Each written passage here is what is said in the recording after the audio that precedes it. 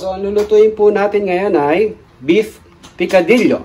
Welcome po sa Kawali ni Waray! Okay, so ito po yung mga ingredients natin. Unang-una, beef, giniling, mga kalahating kilo to. At syempre, bawang, sibuyas, kamatis. Parang sa bahay kubo. Parang bahay kubo, maraming siyang meron pang carrots, patatas, at syempre, pampalasa natin ha, beef cubes. Okay? Our beef cubes. So, umpisahan na po natin ha. Tayong konti mantika. Yan. So, magpapainit muna tayo ng mantika ha. Nagising yung mga aso ng kapitbahay. Masyak sa butis. So, mainit na. Lagay na po natin yung sibuyas. Okay, magigisa tayo. Sibuyas.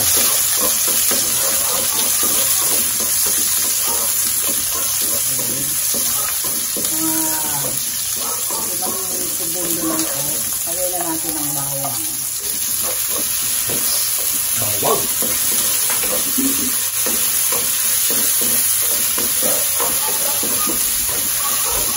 Bango. Lagay natin ang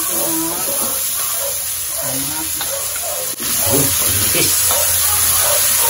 Kamatis, pampaputi ng puti. Paganda ng konti. Pampaganda ng puti.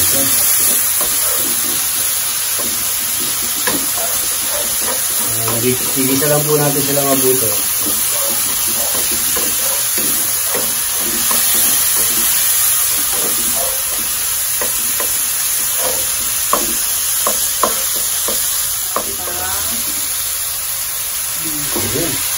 Ayan natin yung beef giniling.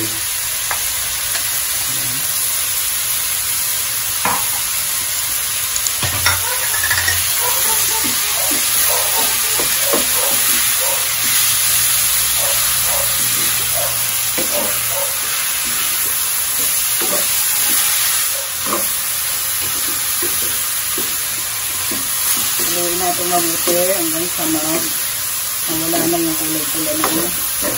Giniling. Hanggang mag-brown na siya.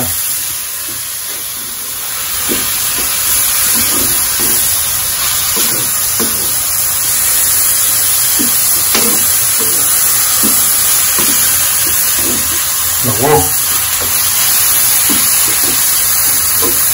Kailangan mag-isa siya mabuti. Ang importante.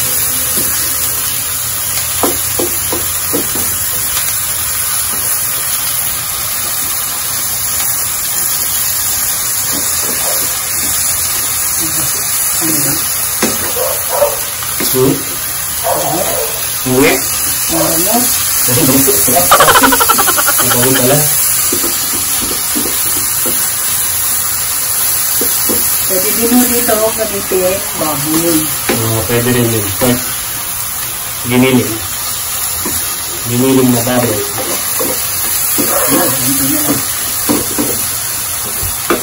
So, depende yun.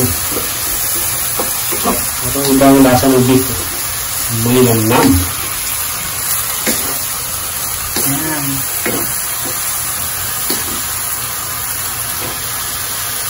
Ayan. Konti na lang. Tatakbo lang. Ayan.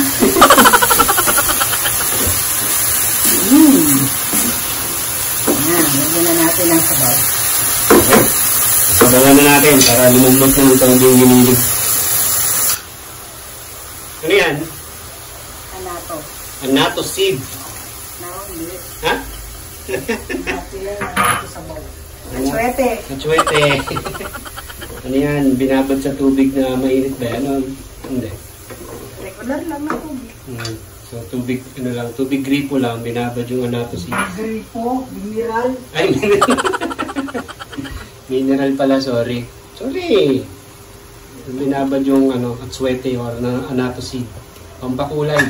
O, tingnan yan. Ngayon. Kaya natin siya kumulo. Okay, so papakuloy na siya.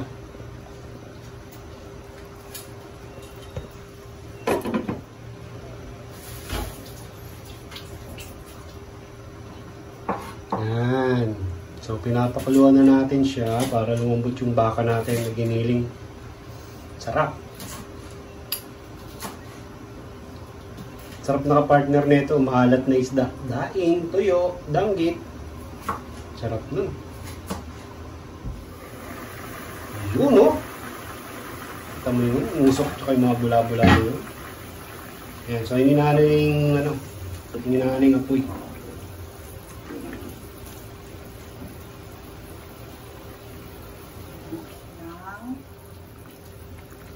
More beef cubes. Yun. Lagay na ng beef cubes. Pampalasa yan eh. Lalabas ang ano niya. Yung tunay na lang. Tunay na lasa ng baka.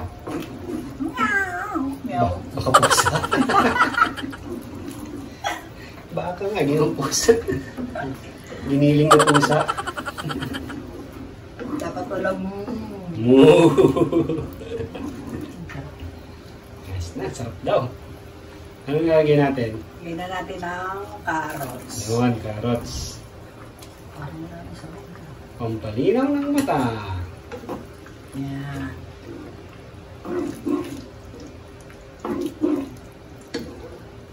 Ano siya?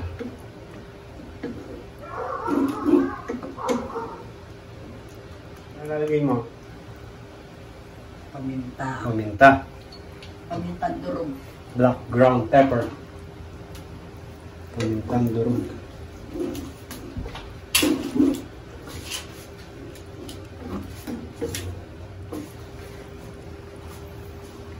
Ayan, lagyan natin ng daon ng laurel. Ang pabango. Hindi yun yung presidente ah.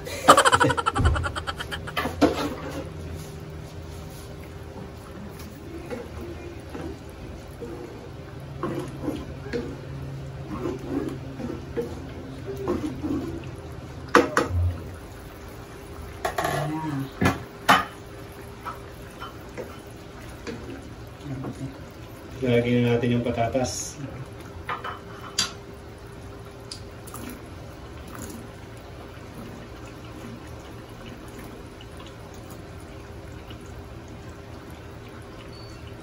Baka magtaka kayo ba't may tubig.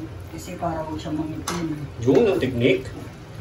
Pinababad yung patatas tsaka karot sa may tubig para wag mangitim habang hindi mo pa nilalagay sa luto.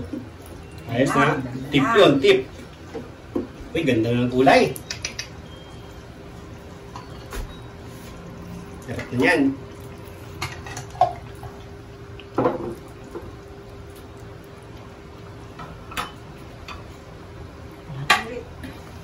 Panle, para lumambot agad, mabilis.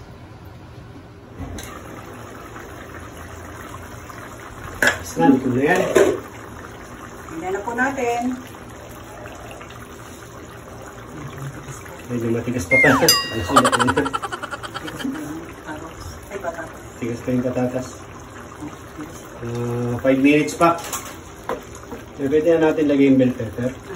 Tingnan natin ang drop ng ng suka para hindi siya mapanis.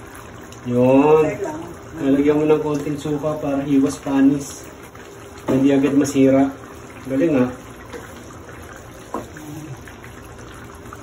Tapos, lagyan na rin natin ang salt to taste. Lagyan ng asin.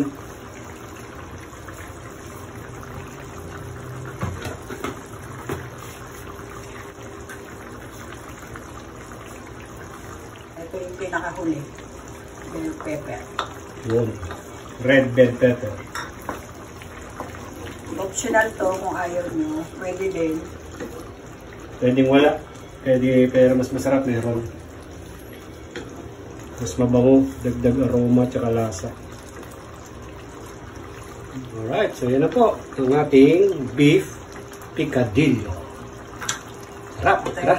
Kawali ni Waray, signing off.